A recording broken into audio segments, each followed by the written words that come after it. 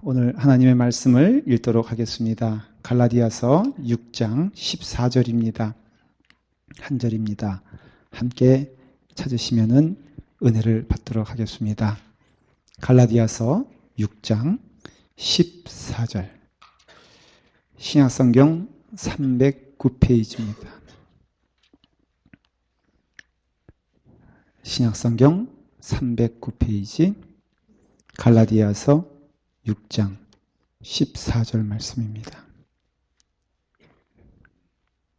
찾으신 줄 믿고 함께 읽도록 하겠습니다. 다 같이 읽겠습니다. 그러나 내게는 우리 주 예수 그리스도의 십자가 외에 결코 자랑할 것이 없으니 그리스도로 말미암아 세상이 나를 대하여 십자가에 못 박히고 내가 또한 세상을 대하여 그러하니라. 아멘. 기도하겠습니다. 2010년도를 주께서 허락하여 주시고 이제 마지막 주일 예배를 드리게 하시니 감사합니다. 한 해 동안 여러 일들이 있었지만은 그러나 감사한 것은 그 모든 일 가운데 주께서 함께 하시고 동행하시고 주님께서 인도하여 주신 줄 믿습니다. 여러 일들을 경험하면서 하나님이 함께 하시기에 감사하고 하나님이 함께 하시기에 두렵지 않으며 하나님이 함께 하시기에 찬송 불렀습니다. 주여 2010년도를 주님께 드립니다. 주님, 우리 마음 가운데 늘 주님이 주인이 되시고 우리 주 예수 그리스도로 인하여 감사한 삶을 살게 하여 주시옵소서. 예수님의 이름으로 기도드리옵나이다. 아멘.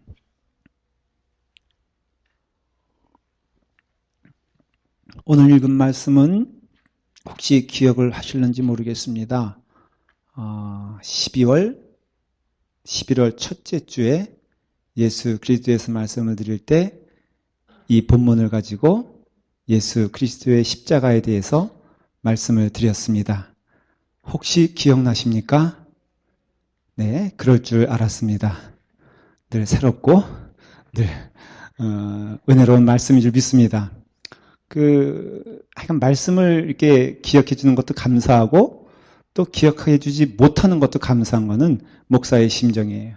여러분들이 저에게 사랑을 많이 해주셨어요. 크리스마스 카드도 많이 보내주셨습니다. 우리 한 청년 가운데 한 명이 저에게 카드를 보내줬는데 제가 많이 은혜를 받았어요. 거기에 뭐라고 써있냐면 목사님 우리 교회 오신 게 너무 좋아요. 2년 전에 알투알이라고 청년 집회가 있었습니다. 그때 제가 강사로 연합 집회인데 그 말씀을 전했는데 우리 라팔마교회 청년들도 거기에 많이 왔었어요. 그때 은혜를 받았나 봐요. 그때 그 거룩한에 대해서 말씀을 드렸는데 그렇게 썼더라고요. 목사님 거룩한이란 제목을 가지고 말씀을 주셨는데 너무너무 그때 은혜를 받았어요. 제 마음 가운데 그 은혜롭고 기쁜 마음도 있지만은 가슴이 철렁하면서 야, 2년 전에 그때 말씀을 기억하는 청년들도 있구나. 이거 재탕하면 안 되겠다 하는 확신이 저한테 들었습니다. 무서운 청년이구나.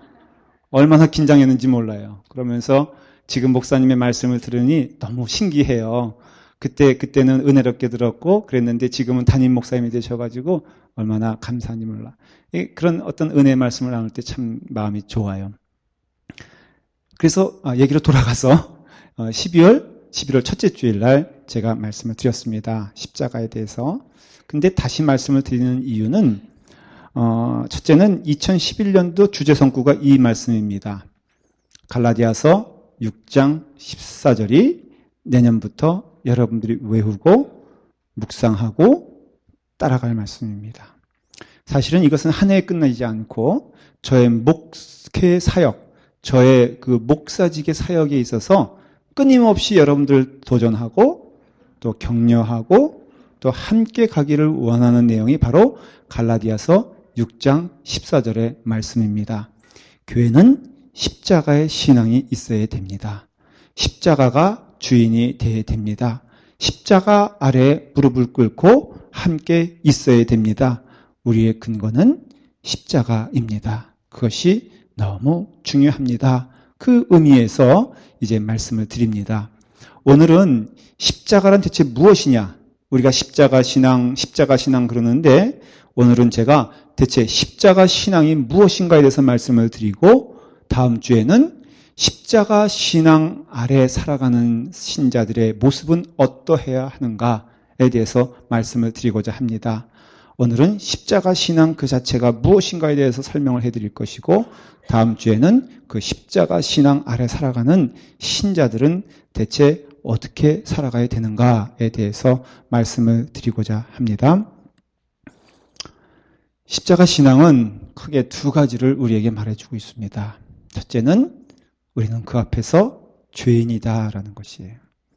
십자가 신앙으로 살아간다라고 했을 때 우리의 마음 가운데 늘 잊지 말아야 될 것은 그 십자가 아래 쓰면 쓸수록 그 아래 무릎을 꿇으면 꿇을수록 우리의 모든 모습들은 다 죄인들이고 그것이 밝히 드러나는 게 십자가 아래의 삶, 십자가 신앙이 보여주는 첫 번째 목적인 것입니다. 두 번째는 그 십자가는 하나님의 사랑을 의미합니다. 냄새나는 죄인들까지라도 사랑하시는 하나님의 은혜. 십자가를 지는 그 장소에는 죄인이 두 사람 있지 않았습니까? 근데 그들 가운데 한 명은 구원을 받았습니다. 그것은 십자가 아래서는 못 고칠 질병이 없으며 구원받지 못할 죄인이 없다라는 것입니다. 하나님의 무한하신 사랑, 끊임없는 용서, 그리고 끊임없는 주님의 충만한 은혜가 어디 있다? 십자가에 있어요. 그래서 십자가 아래 모일 때마다 우리는 우리의 죄된 모습이 밝게 드러남을 여러분 너무 이상하게 여기지 마십시오. 기이하게 여기지 마십시오. 너무나 당연한 것이요. 또한 그 십자가 아래 쓰게 됐을 때만 하나님의 사랑과 은혜를 체험할 수가 있죠. 이것이 십자가 사랑의 뭐라고요? 핵심이다라는 것이에요. 조금만 복습하고 넘어갈게요. 십자가 사랑은 무엇이라고요? 첫째는 우리가 죄인이다라는 그 모습이 밝게 드러나는 것. 두 번째는 하나님의 무한하신 사랑이 그 안에서 드러난다라는 것이에요. 이것이 우리가 매일 십자가 사랑했을 때 우리가 꼭 잊지 말고 가야 될 신앙의 내용인 것입니다. 자, 그럼으로써 십자가 아래 섰을 때는 뭐라고? 우리의 죄된 모습이 밝게 드러난다라는 것이죠. 제가 이 문제를 가지고 많이 고민을 했어요. 무엇이냐면은 왜 교회가 이렇게 시끄럽냐라는 것이에요. 정말 목회 못하겠어. 얼마나 시끄러운지. 그래서 교회가 늘 잔잔할 날이 있다 없다? 없어요. 여기가 조금 잠잠해질 것 같으면은 저기가 터지고 꼭 뭐가 같냐면은 우리가 어릴 때 그 문방구 앞에 보면은 그 두더지가 있지 않습니까? 그래서 그 망치로 연엄 하고 때리면은 거기서 끝나요? 그래서 거기 뭐 북계라겠죠 그때는 그 북한 뭐 김일성에도 불쑥 튀어나오고 뭐 하여간 자기가 미운 건 다 튀어나오잖아요. 근데 재밌는 건 여기서 한 대 때리는 순간 또 어디서 나와? 저쪽에서 나오죠. 그래서 팍 때리다 보면은 누가 지쳐? 기계가 지쳐? 내가 지쳐? 네, 내가 지치죠? 그걸 또 돈 주고 하는 사람이나 하여간 그냥 열심히 막 이러다가 이제 더 화가 나면은 막 그냥 이렇게 하다가 집어 던지고 집에 오고 하잖아요. 저도 많이. 그게 꼭 그 교회 같아. 목회 같고. 제 기억에 교회 하면은 제가 어릴 때부터 교회 생활, 믿음 생활 했잖아요. 믿음 생활 아니지. 사실은 교회에서 목사의 아들로 자랐으니까 그건 정말 교회 생활입니다.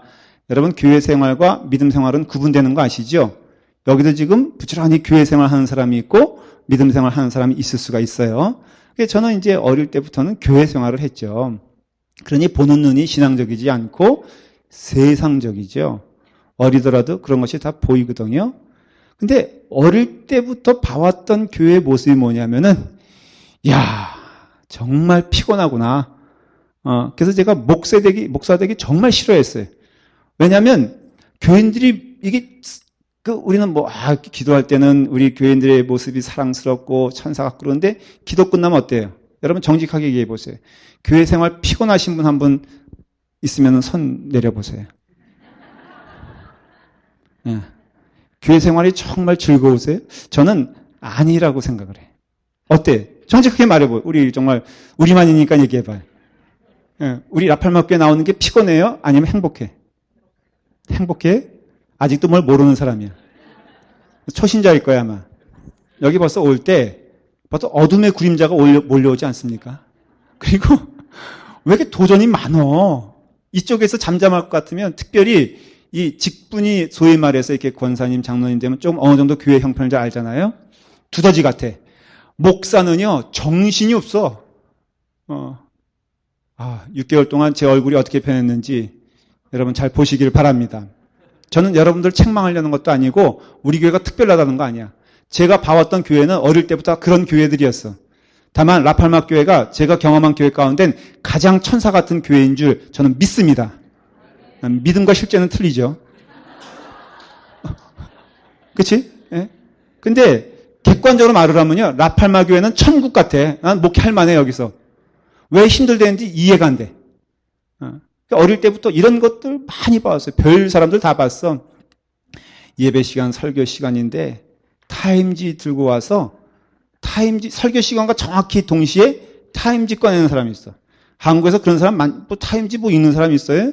근데 그 사람이 제가 하도 이렇게 궁금해가지고 뭘 읽나 봤더니 광고만 보더만. 읽을 줄도 몰라. 근데 그걸 가져와서 저는 그런 게 정말 이해가 안 된 거야. 그때 중학교 때 기억인데 옆에 앉았는데 아버님은 설교하시는데 목사들이라서 그런 게 아니라 저 사람은 대체 왜 올까? 근데 그런 사람이 또 빠져 안 빠져? 출석률 최고야. 그래서 연말 되면은 출석상 받으면 그분이 받아. 그러니까 제가 더 시험에 드는 거야. 딴 사람은 모르는데. 그리고 가까이 있는 저희 형님이지만은 성가대에 있는데요. 책임지고 줘라. 설교 시간 되면. 제가 또 시험에 형이지만은 마땅치 않은 거야. 왜냐? 아니, 아예 그냥 구석진 데서 졸지. 성가대는 또 부지런히 해요. 그런데 또 성가대만 끝나고서 설교 시간만 되면은 부지런히 줘라. 제가 주목하여 볼지어다. 졸기만 해봐야 이간에. 그러니까 저는 그런 기억만 있어. 여러분들은 어떤 기억만 있어? 오랫동안 믿음 생활 하신 분들. 제가 물어보, 저만 그런가? 어때요? 여러분 머릿속에 잔상 남는다고 그러잖아요? 좋은 기억이 남아요? 나쁜 기억이 남아요? 부정적인 게 많아요? 긍정적인 게 많아요? 사람의 사고는요, 부정적인 게 쌓이는 것 같아. 저만 보더라도 알 수 있어요. 좋은 게 얼마나 많았겠어? 얼마나 은혜 받은 기억이 많았겠어? 그런데 제가 경험한 교회 생활 하면은 그런 좋은 사람이 마음 가운데 있기보다는 그 마음 가운데 아이 저러해서 되겠나 하는 그런 생각들을 많이 가질 만큼 그렇게 교회 생활은 순탄치 않았다라는 게 저의 고백이에요. 제가 전도사할 때 중고등부 전도사했는데 그 어떤 분이 그러다 수련회가 돼가지고 이제 그 기금도 이게 모고 근데 남선 교회에서 기금 주겠다 그래서 갔더니 맨날 중고등부 애들은 맨날 거렁뱅이처럼 이렇게 얻어만 먹고 사냐 막 그러는 거예요. 주의 일을 하려고 제가 갔는데 그렇게 말 들으니까 갑자기 마음 가운데 상처와 모욕감과 어머니 왜 나를 태어나게 하셨나요? 이런 게 제 마음 가운데 몰려오는 거야. 여러분 당해보지 않아서 몰라. 그런 모욕 당해보신 적 있어요? 있어요? 그러니까 멀쩡한 청년이야. 꿈을 가진 청년이야. 정말 목회해보겠다고 열심히 했는데 교회에서 경험되어진 그런 것들이에요. 그래서 제가 막 하면서 이제 울려고 이제 그 기도실이 있어요. 기도실이 있는데 불도 안 켜져. 골방. 우리 교회도 그것이 전적으로 필요하다고 저는 믿습니다. 우리 교회 전도사님들을 위해서 하면 어디로 가야 돼? 창피하잖아. 그러니까 안 보이는 곳에 가서 막 울면서 기도하는 거예요. 하나님, 어찌하여 저를 이렇게 망가지게 만들어 주십니까? 내가 주님의 일을 하려고 열심을 다했어. 성심을 내가 못한 게 막 그러니까는 가만 기도하다 보니까 그런 내가 너무 불쌍한 거야. 요거 못 참고선 이렇게 하는 거 봤을 때 하나님은 얼마나 나를 불쌍히 보실까. 그런 생각이 딱 드는 순간 제가 그 사람이 불쌍해 보이기 시작했어요. 근데 이런 믿음이란 것이 어떤 좋은 환경에서 은혜 많이 받아서 믿음이 성장하는 게 아니라 그런 것들을 봐오면서 그런 것들을 경험하면서 제 믿음이 성장되었던 것을 저는 지금은 봐요. 그래서 고마워요. 그런데 교회라는 것이 사실은 언뜻 보기에는 이렇게 보기에는 냄새나고 지저분하고 힘들고 싸우고 엉뚱한 것으로 어렵게 만들고 하는 것이에요. 이게 바로 교회 모습이에요. 그 십자가 아래에 있는 사람들의 모습인 것을 우리가 먼저 깨달아야 돼요. 교회는 어떤 곳이다? 제가 물어볼게요. 교회는 은혜로운 곳이다, 죄가 많은 곳이다? 은혜가 많은 곳. 교회는 쌈박질을 많이 하는 곳이다, 아니면 늘 모이면 찬송하고 기도하는 곳이다? 어떤 곳이에요? 점점 목소리가 이제 줄어들죠. 왜냐? 제가 질문하는 의도를 깨닫기 시작하는 거예요. 극히 성경적인 교회는 싸우는 교회일까? 아니면은 천사들만 모여가지고 늘 모이면 찬송하는 교회일까? 퀴즈. 이거 답해보세요. 잠깐만.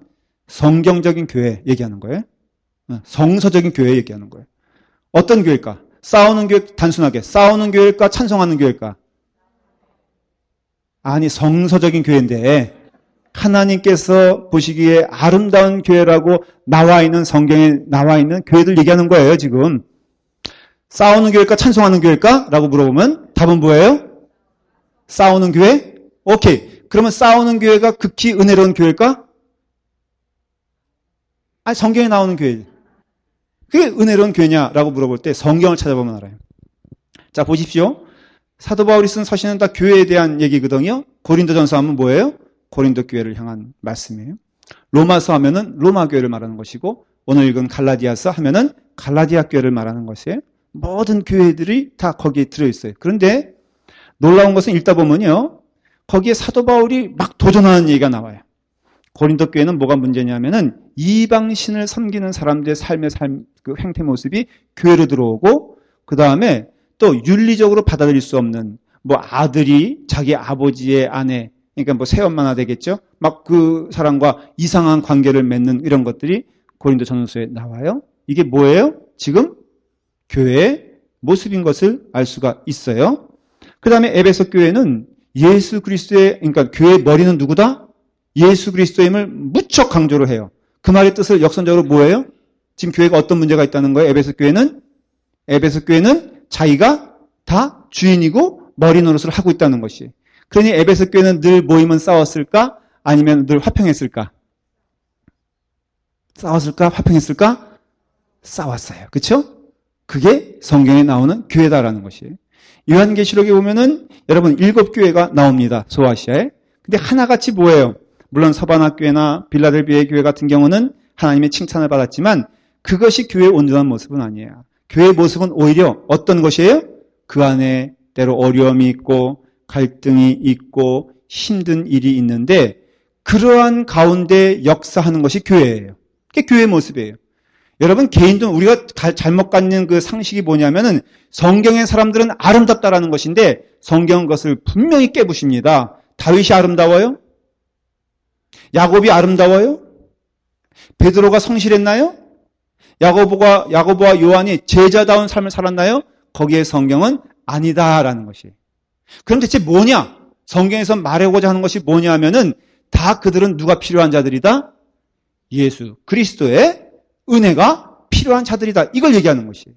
그래서 성경에서 나오는 인물들에 대한 한마디 평은 뭐냐 하면은 다 냄새나는 죄인들이며 이들이 모일 때마다 내는 것은 불협화음이고 또한 이들이 풍기는 것은 아주 언짢은 냄새며 이들이 하는 행동은 하나님 보시기에 극히 아름답지 못한 행동들로 가득 찬 자들이다. 근데 그들이 누구라는 것이에요? 그들이 하나님의 부름을 받은 사람들이고 그들이 교회다라는 것이에요. 역설적인 의미에서 그러면은 교회는 어떤 곳이냐?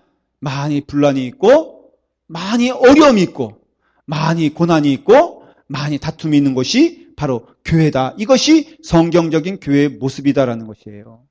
그리고 이것이 지금 우리의 모습이고 십자가 아래에 있는 우리들에게 있어서 하나님이 밝히 보시기를 원하는 것이 무엇이냐면은 바로 죄인된 너희들이라고 말하면서 성경은 오직 이렇게 말하는 것입니다. 냄새나는 죄인들이 모인 곳에 오직 하나님의 구속의 은혜와 구속의 축복이 있어야만 그들이 살 수 있다라는 것이에요. 여러분, 여기에는 냄새나는 우리들이 있습니다. 죄를 지은 우리들이 있습니다. 그러나 여기를 절망의 장소라든가 절망의 시간이라고 말하지 않는 이유는 우리는 극히 문제가 많으나 우리는 하나님 앞에서 죄인이나 우리의 죄를 구속하시는 하나님의 은혜가 있기 때문에 이 자리는 축복의 자리요 바로 은혜의 자리요 소망의 자리인 것을 성경은 얘기하고 있다라는 것이에요. 문제는 인간에게 있지만 답은 하나님께 있습니다. 문제는 우리는 발견할 수 있어요. 우리는 무엇이 문제이고 무엇이 우리 가운데 잘못된 것인가를 볼 수 있지만 절대로 그 문제를 해결할 수 있는 능력은 우리에게 없고 오직 누구에게 있습니까? 예수 그리스도에게 있다는 것이 성경에서 말하는 십자가의 신앙이다라는 것을 알 수가 있습니다. 우리가 주의 은혜 가운데 은혜를 체험하지 못하면은 교회 안에 있다 할지라도 우리는 무엇을 자랑할 수밖에 없냐면 나를 자랑할 수밖에 없어요. 왜? 있는 것이 없으니까. 그것을 껍데기 신자, 껍데기 신앙인이라 그렇게 말을 합니다. 여러분 오늘 여러분 스스로가 껍데기 신자인 것을 발견하는 것을 축복으로 믿으시기를 바랍니다. 나를 볼 수 있는데 반드시 성경은 나를 지목하여 말할 때에는 결코 내가 의인이라고 말하지 아니하고 나는 껍데기다라는 것을 말하는 것이에요. 제가 그 한국에서 목회할 때 전도사로 있는 때 좀 마음이 아팠던 일들은 이런 것입니다. 이제 은혜로운 예배 시간이 끝나잖아요. 말씀을 많이 은혜 가운데 들었는데 이제 그럼 모여서 식사를 하는데 강남에서 제가 전도사 생활을 했었거든요. 교회가 컸으니까는. 근데 그 강남에서 모인 사람들이 그때 당시에 가장 큰 화제가 뭐냐면은 집값이 떨어지냐, 집값이 올라가냐 이거였어요. 제가 그때 느낀 게 참 집 있는 사람은 고통스럽고 괴롭게 살아가는구나. 그래서 집 없는 내가 얼마나 감사한지 몰라. 그 집사람에게 당신 집 없는 내가 너무 자랑스럽지? 그랬더니 그냥 말없이 웃지요. 그렇게 얘기하더라고요. 근데 내 생각은 은혜를 받았으면 그 식사 시간에 나오는 대화도 참 목사님 말씀이 은혜롭지 않았어. 오늘 목사님께서 하나님의 전적인 은혜를 얘기하는데 내 마음이 꽉 무너지면서 내가 은혜 가운데 사니 얼마나 감사해. 내가 비록 집값이 떨어졌어도 이건 아무것도 아니야. 이렇게 나와야 되는데 내내 마음이 그 예배 시간에 요동쳤다는 거예요. 왜냐? 집값 떨어진 거 생각하면은 화딱지가 나가지고 그래서 거기에 어머어머 나도 말이야 이번에 집 샀는데 하면서 대화가 그런 거예요. 그다음 이제 얘기되는 게 뭐냐면은 자기는 몇 평에 살아. 그러면 듣는 자기는 어때요? 화가 나지. 왜냐하면 15평에 살거든. 그러니까 그것 때문에 화가 나. 그럼 또 그 물어본 사람은 나는 자기보단 높은 평수에 사니까 이런 식으로 진행되는 게 뭐예요? 껍데기 인생이라 하는 것이에요. 이런 것뿐입니까? 여러분 살아가는 데 있어서 그 자랑은 무엇이에요?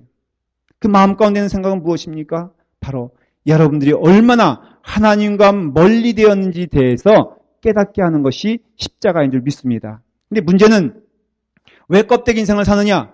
그 마음 가운데 하나님께서 하나님의 임재를 경험하지 못하는 사람들이 모이면은 그런 얘기를 할 수밖에 없다는 것이에요.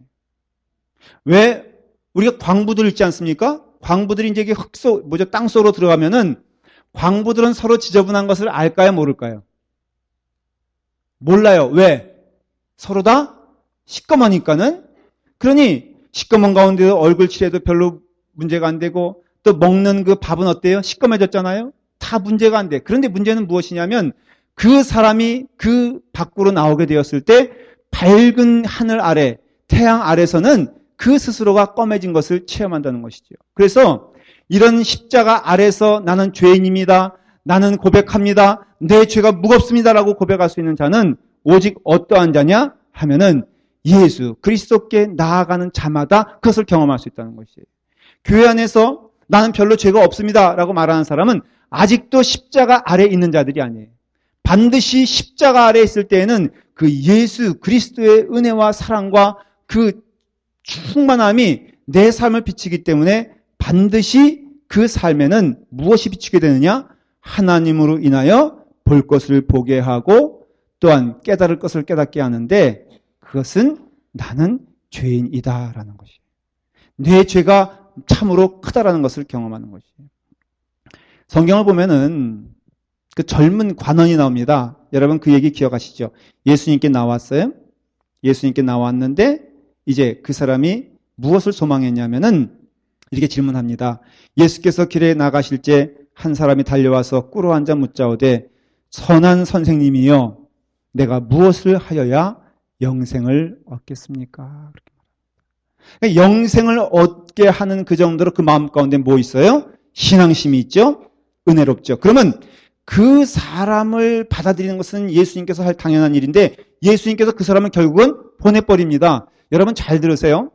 성경에 나온 사람 가운데 아주 특이한 것은 스스로는 의인이라고 생각하고 주변 사람들 보기에도 착하고 선한 사람들이 의외로 예수님께로부터는 부름받지 못하는 것을 보게 돼요. 자, 니고데모도 결국은 주님께 돌아왔지만 맨 처음에는 참 책망을 당하지 않았습니까? 또 젊은 관원도 그렇지 않습니까?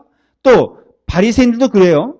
스스로는 죄를 짓지 않았어요. 실질적으로 그 사람들은 교통법규를 위반한 적도 없고 강도짓을 한 적도 없는데 한결같은 것은 뭐냐면은 스스로 의롭다고 생각하는 사람들은 결코 예수 그리스도께서 받아주시지 않은 것을 볼 수가 있어요. 그 스스로 의롭다는 것은 뭐냐면은 그 스스로가 하나님 나라의 그 능력으로 그 실력으로 갈 수 있다라고 믿는 것이에요. 젊은 관원이 와서 내가 무엇을 하여야 뭐라고 했어요? 영생을 얻겠습니까? 라고 질문했죠. 이 사람의 생각은 그 영생이라는 것은 참 귀한 것처럼 보이지만은 그 영생을 누구의 능력으로? 나의 능력으로 취할 수 있다고 생각했어요. 이것이 하나님 앞에서는 죄가 됐다는 것이에요. 이 말씀 여러분들 잘 들으세요. 여러분들에게 있어서 영생 가는 소망은 이것은 하나님 보시기에 아름다운 것입니까? 아니면 극히 이기적인 것입니까? 여러분들의 표현으로 말하면 천국 가기를 소망하는 것이 하나님 보시기에 참된 은혜로운 행동입니까? 아니면은 욕심적인 자기의 욕망입니까? 헷갈리죠? 아니 천국 가서 예수 믿고 잘 살고 천국 가서 은혜 받자라고 하는 게 잘못된 것이냐는 것이. 근데 이것을 통해서 깨닫게 되는 것은 내 안에 내 육신의 목표와 내 영혼의 목표가 나를 향하여 있는 것은 다 하나님 보시기에 잘못된 것이고 죄라는 것을 알 수가 있어요. 그것이 영생을 구하는 것이라 할지라도 그래요. 이 젊은 관원은 그 마음 가운데 영적인 것이었죠. 젊은 사람에도 불구하고 영적인 문제를 생각했어요. 칭찬받을 만하죠. 그러나 하나님 보시기에는 칭찬받을 만한 사람이 아니었어요. 왜? 그 영적인 목표가 누구를 위해서? 자기를 위하여 한 목표였기 때문에 그래요. 그래서 예수님께서 진지하게 물어봅니다. 자, 너에게 십계명 지켰느냐? 네, 지켰습니다. 그러면 너에게 있는 모든 것을 다 털어서 그 가난한 사람들에게 나눠주고 나를 쫓아올 수 있겠느냐라고 했을 때 이 젊은 관은 어때요? 마음 가운데 근심했어요. 그것은 뭘 뜻하냐면은 여러분 하나님이 요구하시는 것은요. 하나님을 전적으로 사랑하고 하나님께 전적으로 나가며 하나님을 전적으로 의지하지 않는 것은 그 무엇이든지 하나님 앞에서는 죄가 된다라는 것을 말하고 있는 것이에요. 여러분들은 왜 죄인이냐? 여러분 삶의 욕심대로 살기 때문에 죄인인 것이에요. 하나님 중심이 아니고 하나님이 목표가 아니고 하나님이 기쁨이 아니라면 그 무엇도 하나님 앞에서는 의롭게 될 수가 없으며 하나님 앞에서는 죄인 것을 성경은 말해주고 있는 것이에요. 예수님께서 이 땅에 오셔서 십자가에 달려 돌아가시면서 그 십자가 아래 있는 자들에게 말씀하시는 것이 뭐냐면 너희 가운데는 그 누구도 너희들의 능력으로는 너희의 실력으로는 결코 하나님 나라에 갈 수가 없으며 하나님께 나올 수 없다라는 것이에요. 그래서 예수 그리스도의 십자가 아래에 모여있지 않으면은 그것이 아무리 거룩해 보여도 결국은 뭐가 되냐면은 그 마음 가운데 냄새나는 그 마음 가운데 율법적인 그 마음 가운데 죄가 될 수밖에 없음을 여러분 기억하시기를 바랍니다. 저를 보면은 제가 신앙의 고백을 할 수 있어요. 어떤 때는 하나님의 은혜 가운데 살아가면서 늘 하나님을 묵상하지만 때로는 또 많은 경우는 사람과 사람을 볼 때가 많이 있어요. 제가 경험한 것은 이거예요. 아무리 그 자리가 선한 자리를 할지라도 제가요 하나님의 영광을 생각하지 아니하고 상대를 보면은 늘 마음 가운데 두 가지 마음이 생깁니다. 하나는 비교하여 교만한 마음이 들고 하나는 비교하여 열등한 마음이 든다는 것을 저는 고백할 수밖에 없어요. 동료 목사님들과 아니면 어떠한 자리 가든지 내가 하나님의 은혜를 체험하지 못하고 가만히 나를 바라보잖아요. 그럼 반드시 두 개 가운데 하나는 나를 힘들게 만듭니다. 내가 교만해도 힘든 것이고 내가 열등감에 빠져도 힘든 것인데 이 모든 것들은 어디서 나오냐? 예수 그리스도의 십자가에서 멀리 떨어져 있을 때 나타나는 현상이더라 하는 것이에요. 사도 바울은 그가 하나님 앞에 다가가면 다가갈수록 뭐라고 말했냐면은 그 삶이 죄인된 삶이고 죄의 괴수라고 그랬어요. 우리는 잘 압니다. 디모데전서 1장 15절에 이 말씀을 기억하십시오. 믿보다 모든 사람이 받을 만한 이 말이요. 그리스도 예수께서 죄인을 구원하시려고 세상에 임하셨다 하였도다. 죄인 중에 내가 괴수노라 그랬어요. 여긴 두 종류의 사람이 있어요. 젊은 관원이 있습니다. 또 한 사람은 바울입니다. 이 젊은 관원은 결국은 자기를 버리지 못하고 자기가 주 앞에 있을 때 어떤 자인지 깨닫지 못해서 결국은 돌아갔습니다. 바울은 그가 십자가 아래 숨을 쓸수록 나 같은 죄인이 없다라는 것을 경험하면서 그 마음 가운데 전적으로 예수 그리스도가 없음을 고백하면서 슬피 울면서 주 앞에 회개하며 기도한 자 결국은 살았다는 것입니다. 여러분, 제가 확신하건대 여러분들이 십자가 앞에 나오면 나올수록 여러분들은 반드시 그 마음 가운데 있는 생각이 무엇이냐면은 하나님 앞에 서 있는 부담감인 줄 믿습니다. 왜? 여러분들은 죄인이기 때문에 그렇습니다.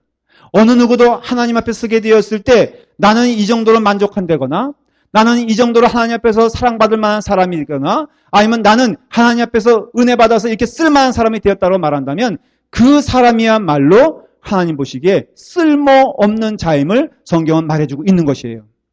여러분 스스로 한번 테스트해 보십시오.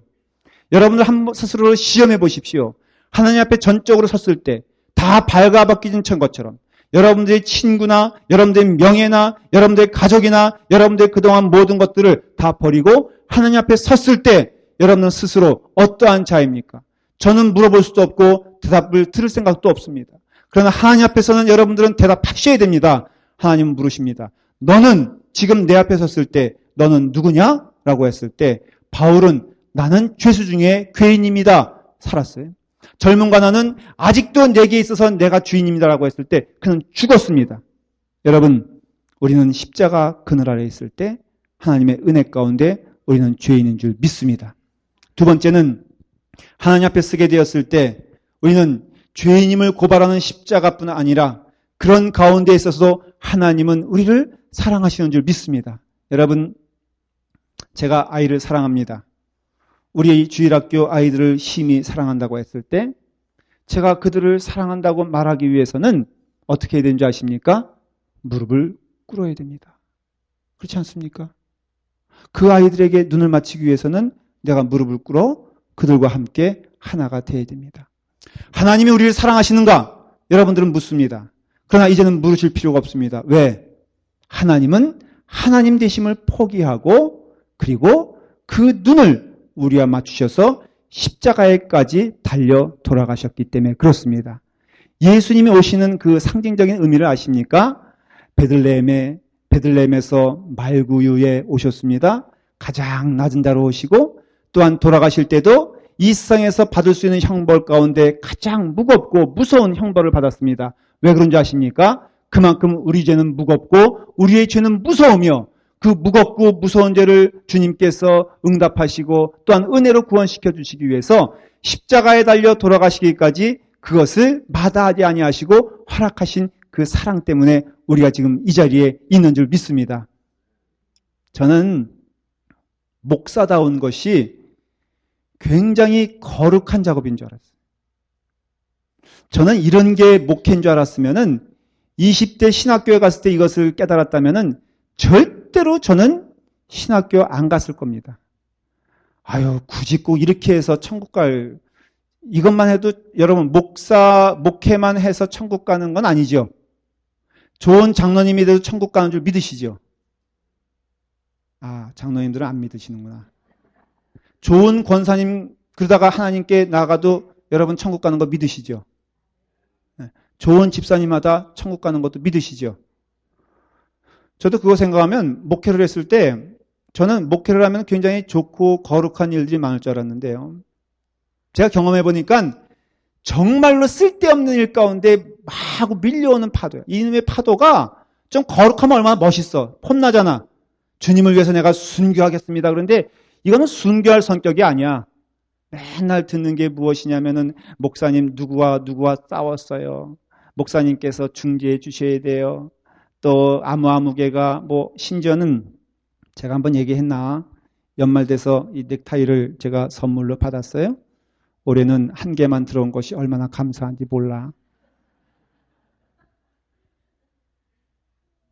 한 번은 2개가 들어왔어요. 그래서 야, 이거 분명히 하나 매면은 하나는 시험 들어간다. 그래서 농담 같은 얘기지만은 2개를 메고 갈까 이렇게 생각했는데 그때 어떻게 했는지 기억은 없어요. 그러나 이런 게 목회라는 것을 깨달았어요. 기도했어요. 하나님, 이런 게 목회입니까? 하나님, 이런 게 정말로 사명입니까? 내게 있어 참된 사명은 이런 것입니까? 왜 맨날 반복되어지는 얘기?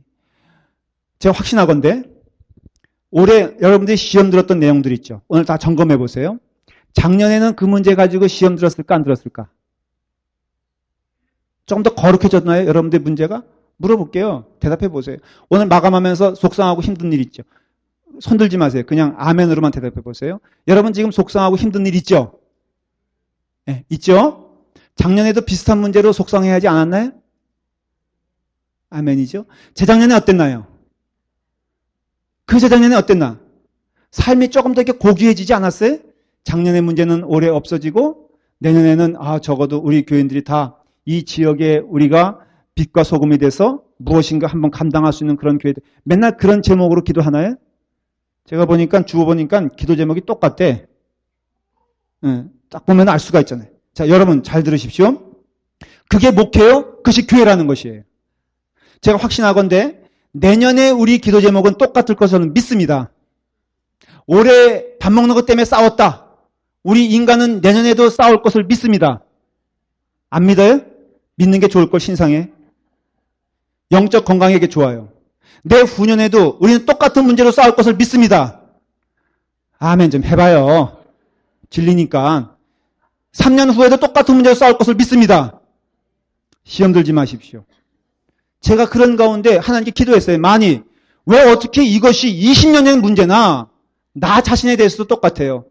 맨날 듣는 잔소리 똑같고 목사님은 변하지를 않는데 그 고집은 제가 소띠거든.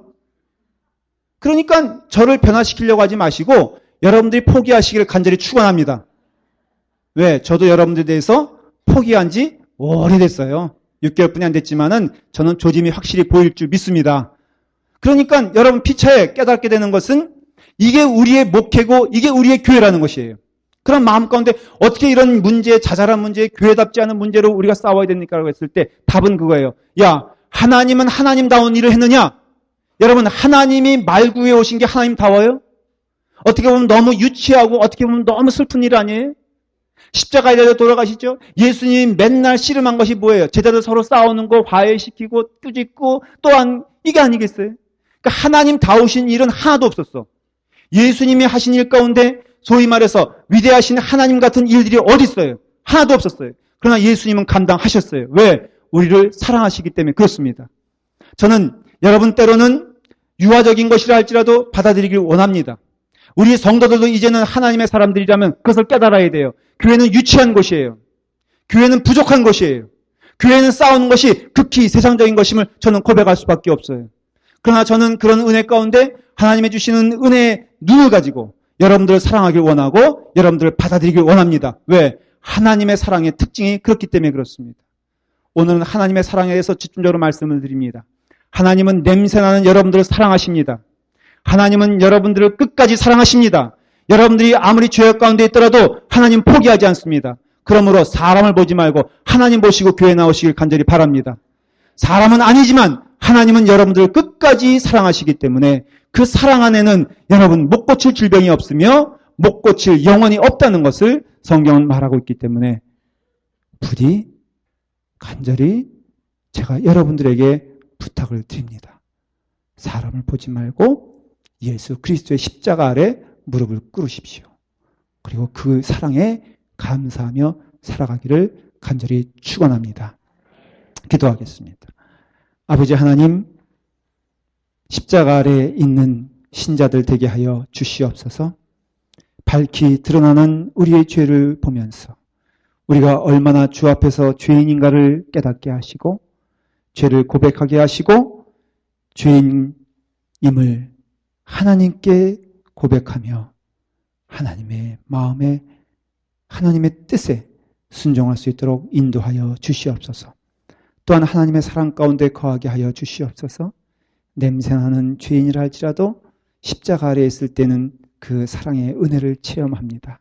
주여, 그 사랑을 오늘 이 시간 우리가 체험하게 하여 주시고 사람 보지 아니하고 하나님 보며 하나님의 은혜 가운데 살아갈 수 있도록 축복하여 주시옵소서. 예수님의 이름으로 기도드리옵나이다. 아멘.